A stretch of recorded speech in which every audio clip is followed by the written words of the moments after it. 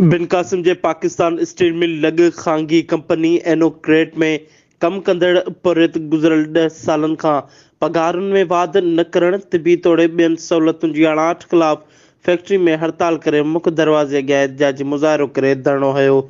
इन मौक़े ते पुरित फैक्ट्री इंतज़ामिया ख़िलाफ़ उबॾारींदड़ नारा हणी 4 कलाकनि ताईं वेठा रहिया, जंहिं बैदि फैक्ट्री जे इंतज़ामी एहलकार नौमान पुरियतनि वटि पहुची ॻाल्हियूं कयूं। एहतिजाज दौरान पुरियतनि अब्दुल वहीद, अल्ताफ़ जोखियो, आकिब जोखियो, ग़ुलाम मुस्तफ़ा जोखियो, दुरमाम जोखियो, काशिफ काके पोटो, रमज़ान हिमायती, रहमत हिमायती, ग़ुलाम नबी काके पोटो, मोहब्बत हिमायती ऐं ॿियनि सहाफ़ियुनि सां ॻाल्हाईंदे चयो त इमिग्रेट में नाइंसाफ़ी या मज़दूरनि सां ज़ुल्म कयो पियो वञे।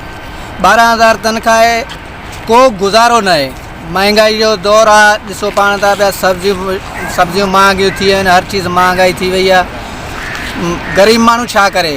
8,000 किरायो लॻो पिया घर जो, मकान किराए ते, सभु किराएदार रहनि पिया।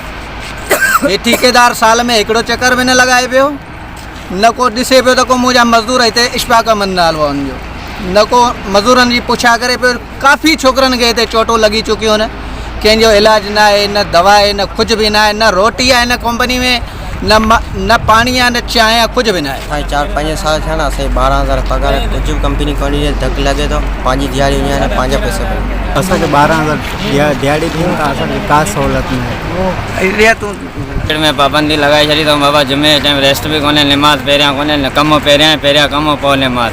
12,000 पगार ते असीं मज़दूर माण्हू ग़रीब, हाणे घर जी कयूं या किराया ॾियूं, छा कयूं? हुननि मसइलनि जे हल न थियण ताईं एहतिजाज जारी रखण जो ऐलान कयो आहे। उन मौक़े ते एहतिजाजी पुरियतनि सां ॻाल्हाइण लाइ आयल इंतज़ामिया अमलदार मौक़ुफ़ ॾींदे चयो त पुरियतनि जे मसइले खां वाक़िफ़ आहियां ऐं पुरियतनि सां ॻाल्हियूं थियूं आहिनि। सूमर ताईं संदन जाइज़ मसइला हल कया वेंदा। अब्दुल लतीफ़ बुगियो, चाणका न्यूज़, मलीर, कराची।